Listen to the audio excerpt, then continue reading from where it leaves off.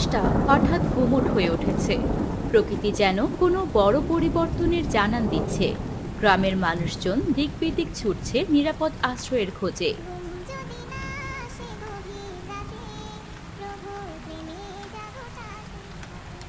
দাদা ভাই, দেখুন, আকাশটা কেমন কালো হয়ে যাচ্ছে। বাতাসটাও কেমন ওই শো শো শব্দ করছে। হ্যাঁ দাদা ভাই, গাছগুলো মনে হচ্ছে ভেঙে পড়বে।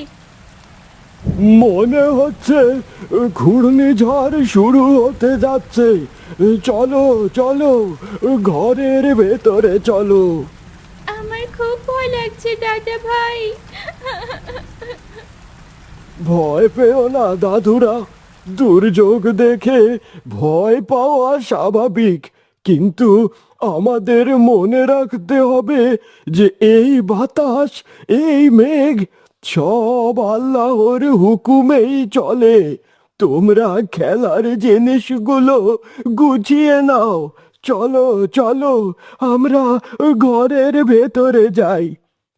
রাতে প্রভুর প্রেমে জাগো তাসবিহাতে, পশু পাখি গাছগাছালি। যখন আরিফ ও নূপুর তাদের দাদা ভাইয়ের সাথে ঘরের ভেতরে চলে যাচ্ছে, তখন দূর থেকে তাদের দিকে তাকিয়ে আছে গ্রামের এতিম ছেলে রনি। ওর পরনে জরাজীর্ণ পোশাক, চোখে মুখে ভয়ের ছাপ। ওর মাথা গোজার মতো কোনো শক্ত ছাদ নেই। ও ফ্যাল করে তাকিয়ে দেখছে কিভাবে অন্য শিশুরা তাদের পরিবারের সাথে নিরাপদ আশ্রয়ে চলে যাচ্ছে। নামে জেগে করে মিতালি, পশু পাখি গাছগাছালি। আব্বা, তোমার নামে আবহাওয়া অফিস থেকে লাল সংকেত দিয়েছে। ঘূর্ণিঝড় মোখা অত্যন্ত শক্তিশালী হতে পারে। আমি জানালাগুলো ভালোভাবে আটকে দিচ্ছি। কি শুরু হলো বলো তো?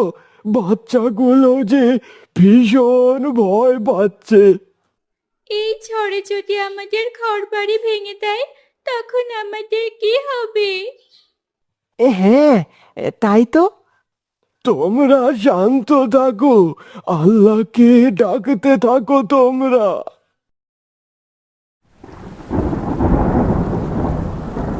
বাবা, আল্লাহ কেন এই ঝড় দেন? ঘর বাড়ি ভেঙে গেলে মানুষের তো অনেক কষ্ট হবে। বাবা আরিফ, আল্লাহ অনেক সময় আমাদের পরীক্ষা করার জন্য দুর্যোগ দেন, আবার কখনো আমাদের ভুলগুলো শুধরে নেওয়ার জন্য সতর্ক করেন। তবে মনে রেখো, আল্লাহ পাক যা করেন তার পেছনে কোনো না কোনো কল্যাণ থাকে। একদম ঠিক। নূপুর, তুমি কি জানো নবীজি সাল্লাল্লাহু আলাইহি ওয়াসাল্লাম যখন মেঘ বা প্রবল বাতাস দেখতেন, তখন তিনি চিন্তিত হতেন এবং আল্লাহর কাছে রহমতের দোয়া করতেন। আহ, এই ঝড়ে গ্রামের গরিব মানুষগুলোর কি হবে? বিশেষ করে ওই এতিম বাচ্চাটা রনি। ও কোথায় আশ্রয় নিল কে জানে। আল্লাহ পাক ওকে রক্ষা করুন। রাত গভীর হচ্ছে, ঝড়ের তীব্রতা এখন চরমে। কিন্তু ভয়ের মাঝেও এই পরিবারটি আল্লাহর উপর ভরসা হারায়নি। তারা জানে আল্লাহই একমাত্র রক্ষাকারী। দাদা ভাই, আমাদের যে ভয় হচ্ছে খুব।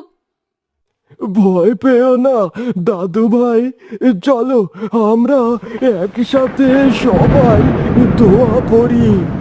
কি দোয়া পড়বো দাদু ভাই? চলো আমরা সবাই মিলে একসাথে পড়ি। আল্লাহুম্মা ইন্নী আসআলুকা খায়রাহা ওয়া খায়রা মা ফিহা। এই দোয়ার মানে কি দাদা ভাই? এর অর্থ হলো, হে আল্লাহ, আমি আপনার কাছে এর কল্যাণ এবং এর ভেতরে যা আছে তার কল্যাণ প্রার্থনা করেছি। আর শোনো, বিপদে বেশি বেশি লা ইলাহা ইল্লা আনতা সুবহানাকা ইন্নী কুনতু মিনাজ জালিমিন পড়বে। রাত কেটে সকাল হলো। আল্লাহর রহমতে ঝড় নেমে গেছে। ঝড়ের ধ্বংসলীলা স্পষ্ট। আহমেদ সাহেব আর রহিম চাচা দ্রুত গ্রামের ক্ষতিগ্রস্ত এলাকায় যাচ্ছেন। রহিম ভাই, দেখুন কত ঘর ভেঙে পড়েছে। আমার খুব চিন্তা হচ্ছে এতিম রনির জন্য। আল্লাহ ভরসা আহমেদ ভাই, চলুন আমরা খুঁজে দেখি। কিছুক্ষণ খোঁজার পর একটি বড় ভাঙা গাছের আড়ালে রনিকে দেখা গেল। ও হাঁটুতে মুখ গুজে বসে আছে।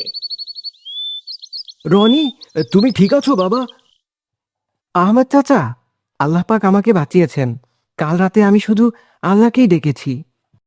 সুবহান আল্লাহ, আল্লাহ সত্যি অসহায়দের রক্ষা করেন। আলহামদুলিল্লাহ। তোমাকে রাতেও ঝড়ের মাঝে খুঁজেছি, কোথাও পাইনি।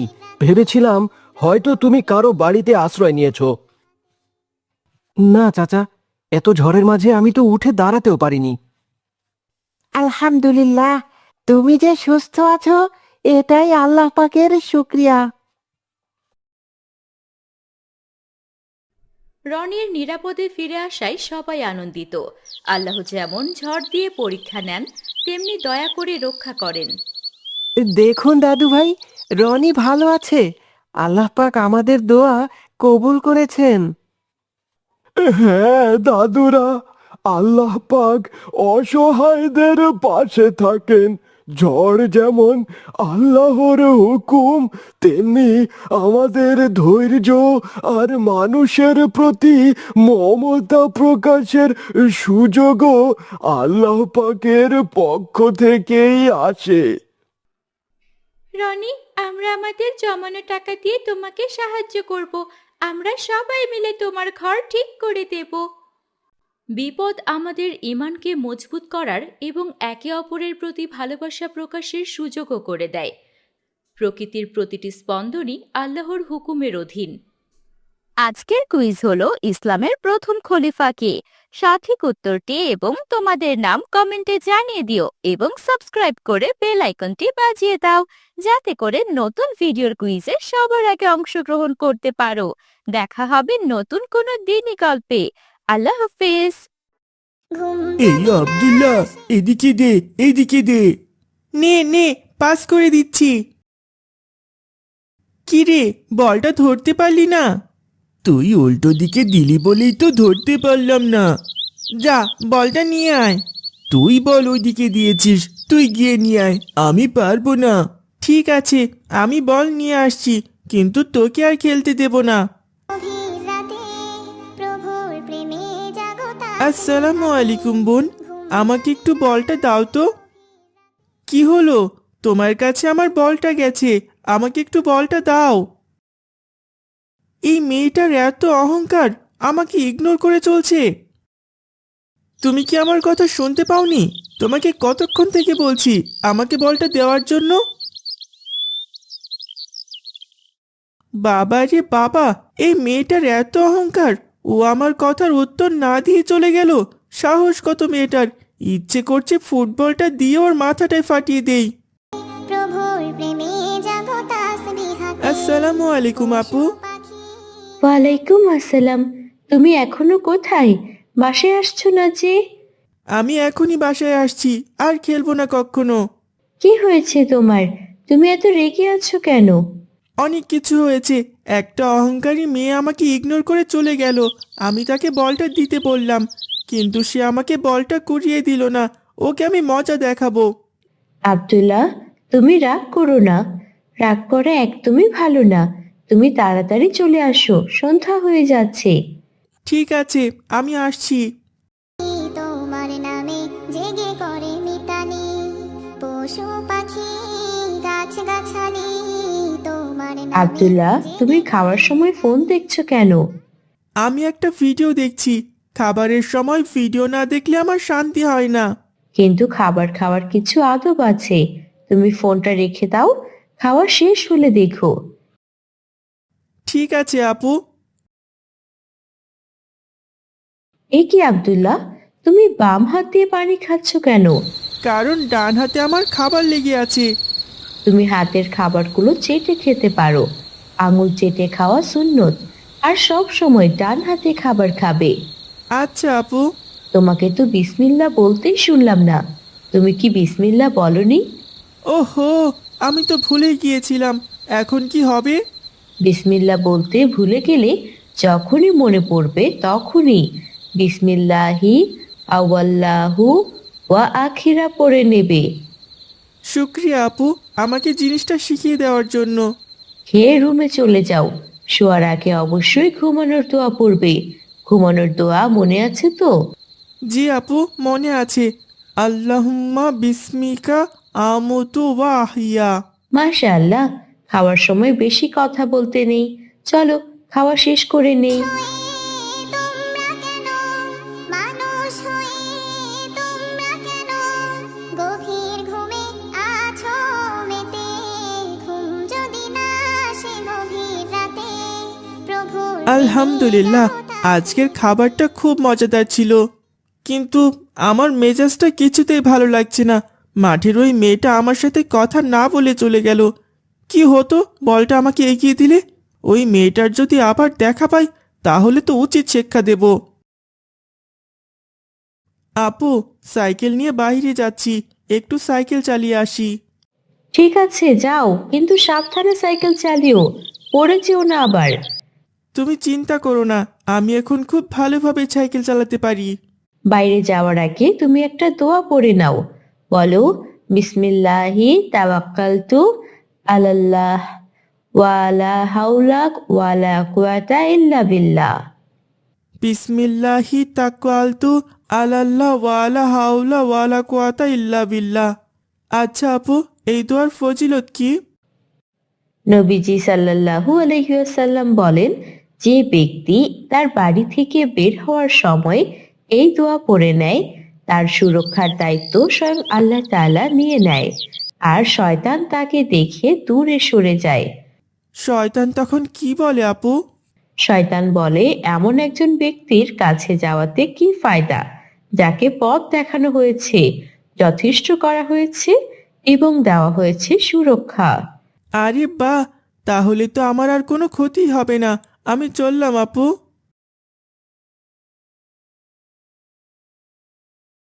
ও আল্লাহ, আব্দুল্লাহ তো পানির বোতল নিতেই ভুলে গেছে। আমি ওকে গিয়ে দিয়ে আসি, নিশ্চয়ই ও মাঠের দিকেই গেছে। আসে গভীর রাতে প্রভুর প্রেমে জাগো তাসবিহাতে আকাশ বাতাস গ্রহ তারা আরে ওই তো ওই অহংকারী মেয়েটা। কি ভাগ্য আমার, আজকেও দেখাটা পেয়ে গেলাম।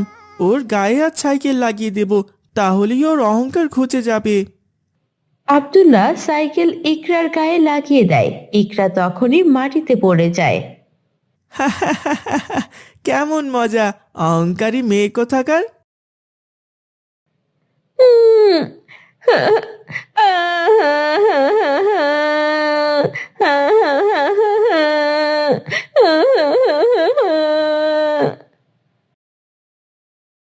আব্দুল্লাহকে তো এখানে কোথাও দেখছি না।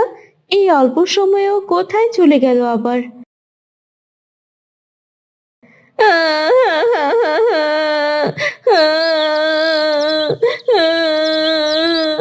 আরে আরে, ওখানে ওই মেয়েটা এভাবে কাছে কেন? গিয়ে দেখে আসি তো। ওয়ালাইকুম আসসালাম বোন, তুমি এখানে বসে কাঁদছো কেন? কি হয়েছে তোমার?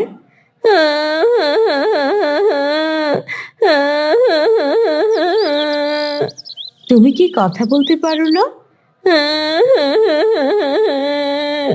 আচ্ছা বোন, শান্ত হও। তুমি কি বলতে চাও লিখে দাও, আমি পড়ে নিচ্ছি। এই নাও আমার ফোন, এই ফোনে আমাকে লিখে দাও।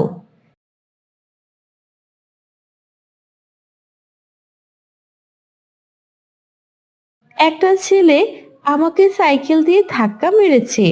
ওই যে ওইদিকে ছেলেটা সাইকেল চালাচ্ছে, ওই দিকের ছেলেটা। আরে ও তো আমার ভাই আব্দুল্লাহ। তুমি চিন্তা করো না বোন, তুমি আমার ভাইকে বুঝিয়ে আমি বলবো, ও আমার আর কখনো তোমার সাথে খারাপ ব্যবহার করবে না। উম, উম, আহ, আহ, তুমি তাহলে এখন সাবধানে বাড়ি চলে যাও।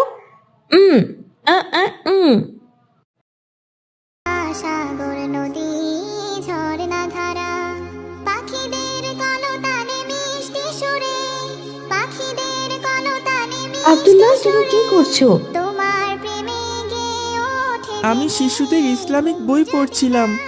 তুমি সুন্দর সুন্দর ইসলামের বই পড়ো, কিন্তু মানুষের সঙ্গে খারাপ ব্যবহার করো কেন? আমি তো কারোর সঙ্গে খারাপ ব্যবহার করিনি আপু। মিথ্যে কথা বলো না আব্দুল্লাহ। তুমি আজকে বোবা মেয়েটাকে কেন কষ্ট দিয়েছো? কোন বোবা মেয়ে আপু? আমি তো কোনো বোবা মেয়েকে চিনি না। মাঠে যে মেয়েটাকে তুমি সাইকেল দিয়ে আঘাত করেছো, সেই মেয়েটার কথা বলছি। ও তো একটা অহংকারী মেয়ে, ও কারো কথার উত্তর দেয় না, তাই আমি ওকে শাস্তি দিয়েছি। ও অহংকারী না, ও আসলে কথা বলতে পারে না। কি? কিন্তু কিন্তু তুমি কি করে জানো ও কথা বলতে পারে না? কারণ আমি আজকে তোমার পেছন পেছন মাঠে গিয়েছিলাম তোমাকে পানির বোতল দেওয়ার জন্য, তখনই আমার তার সাথে কথা হয়। তার মানে আমি একজন স্পেশাল চাইল্ডকে কষ্ট দিয়েছি? আমি এটা ইচ্ছে করে করিনি আপু। আমি যদি জানতাম সে কথা বলতে পারে না, তাহলে আমি কখনোই তাকে কষ্ট দিতাম না। আমি এটা কি করলাম আপু? শুধু স্পেশাল চাইল্ডকে নয়, কাউকেই কষ্ট দেওয়া উচিত না।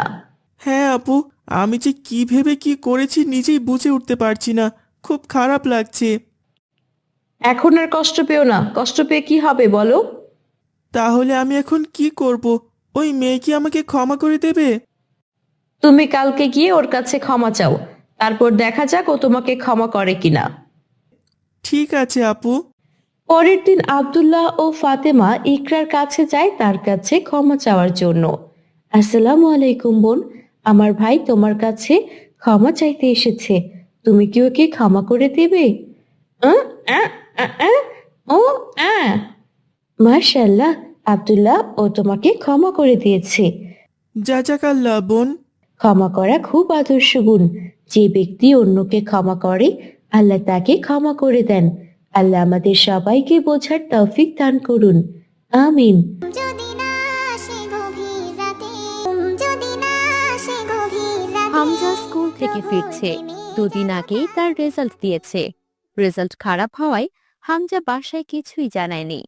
হামজা, শুনেছি তোমার স্কুলে রেজাল্ট দেবে। রেজাল্ট কি হয়েছে? বাবাকে রেজাল্টের কথা বললে বাবা এখনই আমাকে বকা শুরু করবে। না না, বাবাকে রেজাল্টের কথা বলা যাবে না। কি হলো হামজা, তোমার রেজাল্ট কি দিয়েছে? না বাবা, এখনো রেজাল্ট দেয়নি। তোমাদের রেজাল্টটা দিয়ে দেওয়ার কথা, এখন এত দেরি করছে কেন? আমি জানি না বাবা, হয়তো আরো দেরি হতে পারে। পড়াশোনা করছো তো ঠিক মতো? হ্যাঁ বাবা, পড়াশোনা করছি। ঠিক আছে, তোমার ঘরে যাও। আচ্ছা বাবা। উফ, আজকে বড় বাচ্চা বেঁচে গেছি। বাবা যদি কোনোভাবে জানতে পারতো আমার রেজাল্ট খারাপ হয়েছে, তাহলে আজকে আমার রক্ষা ছিল না। তুমি এখনো এখানে বসে আছো? কখন বলেছি বাজার করে আনতে? হ্যাঁ যাচ্ছি, বাজারের ব্যাগটা দাও। হামজার বাবা বাজার করতে যায়। বাজার শেষ করে ফেরার পথে তার সাথে হেডমাস্টারের দেখা হয়। যদি না আসে গভীর রাতে, প্রভুর প্রেমে জাগো তাসবিহ। আসসালামু আলাইকুম স্যার। ওয়ালাইকুম আসসালাম। আপনার শরীর এখন কেমন? আগের থেকে সুস্থ আছেন? আমি তো সুস্থই ছিলাম, আমার তো কিছুই হয়নি। কি বলছেন? তাহলে হামজা যে আমাকে বলল আপনি অনেক অসুস্থ। না তো, আমি তো অসুস্থ ছিলাম না। আপনি হামজাকে হঠাৎ আমার কথা কেন জিজ্ঞেস করেছিলেন? হামজা কি আপনাকে ওর রেজাল্টের কথা বলেছে? না স্যার, ও বলল ওর রেজাল্ট নাকি আরো দেরিতে দেবে। 3 দিন আগে রেজাল্ট বেরিয়েছে, ওর রেজাল্ট অনেক খারাপ হয়েছে। তাই আমি বলেছিলাম আপনাকে জানাতে, যেন আপনি আমার সাথে দেখা করেন। ও বলল আপনি নাকি অনেক অসুস্থ, তাই আসতে পারবেন না। ছেলেটাকে এখনই ঠিক করুন। এভাবে মিথ্যে কথা বলতে বলতে একদিন তো বিপদে পড়ে যাবে। ঠিক আছে স্যার, আমি বিষয়টা দেখছি। ঠিক আছে, আর কালকে অবশ্যই স্কুলে আসবেন। আচ্ছা স্যার, ঠিক আছে।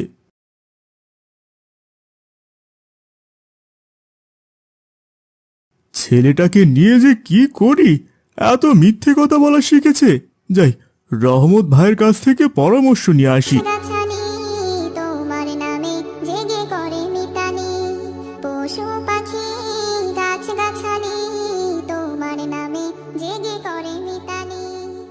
আসসালামু আলাইকুম রহমত ভাই। ওয়ালাইকুম আসসালাম। কি খবর? কোথায় যাওয়া হচ্ছে? আপনার কাছে আসলাম ভাই। ছেলেটাকে নিয়ে ভীষণ চিন্তায় পড়ে গেছি। কেন, কি হয়েছে আবার? প্রচুর মিথ্যে কথা বলা শিখেছে। এভাবে মিথ্যে কথা বললে তো পরেও বিপদে পড়ে যাবে। এটা অবশ্য ঠিক বলেছেন, এই বয়সে মিথ্যে কথা বললে পরে অনেক বিপদে পড়ে যাবে। আপনার ছেলেকেই দেখুন না, কত শান্ত একটা ছেলে, আর আমার ছেলেকে দেখুন সব সময় মিথ্যে কথা বলে যায়। চিন্তা করবেন না, আমি আব্দুল্লাহকে বলে দেব, ওর সঙ্গে কিছুদিন মিশলে ও মিথ্যে কথা বলা ছেড়ে দেবে ইনশাল্লাহ। সঙ্গ ভালো থাকলে মানুষও ভালো হয়। ঠিক বলেছেন ভাই, তাহলে আব্দুল্লাহকে একটু বলে দিন আমার ছেলের সঙ্গে যেন মেলামেশা করে। ঠিক আছে ভাই, বলে দেব। তোমরা কেন গভীর ঘুমে আছো মেতে, ঘুম যদি না আসে হামজা, বেরিয়ে আয়, খেলতে যাব। কি রে, তুই তো আমার সাথে খেলতে আসিস না, আজকে হঠাৎ আমার সাথে খেলতে এলি যে? তো কি হয়েছে, তোর সাথে খেলি না বলে এখন খেলতে পারবো না? তা পারবি না কেন? ঠিক আছে চল, তাহলে চল খেলতে যাই। নতুন ফুটবল কিনেছি, দুজনে মিলে খেলবো। জাগো তাসবিহ হাতে, ঘুম যদি না আসে গভীর রাতে, প্রভুর প্রেমে জাগো মাঠে এসে খেলতে গিয়ে বল একটা লোকের বাড়িতে গিয়ে লাগে। মনে হয় কাজটা ভেঙে গেছে, চল গিয়ে নিয়ে আসি বলটা। তোর কি মাথা ঠিক আছে? এখন বল চাইলে কি আমাদের বল দেবে? উল্টো বকাঝোকা করবে। আমরা ভুল করেছি, আমাদের তো বকবেই। চল বলটা গিয়ে নিয়ে আসি। চুপ কর, ওই দেখ বাড়ির মালিক আসছে, এবার কি করবি? কি আর করব, নিজের ভুল স্বীকার করব। তুই কি পাগল হয়েছিস?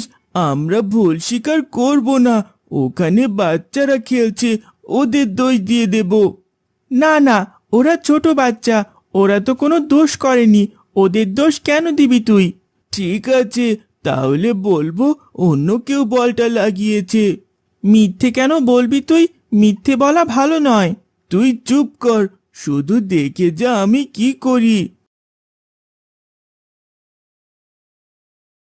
মাঠে এসে খেলতে গিয়ে বল একটা লোকের বাড়িতে গিয়ে লাগে।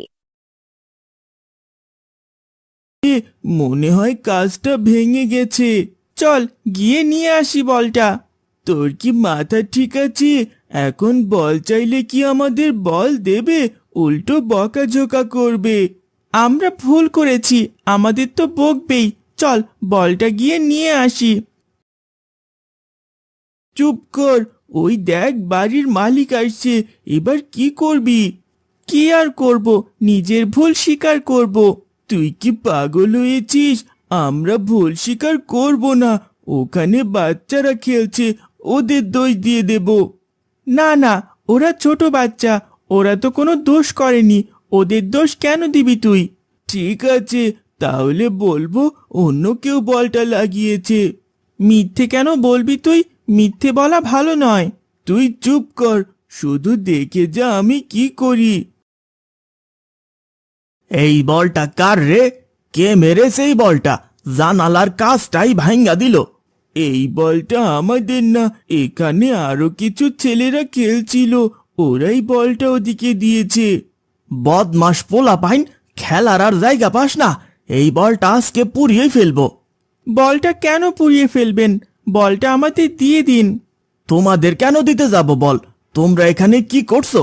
আজ থাইকা এখানে আর খেলতে আসবা না, যাও এখান থেকে।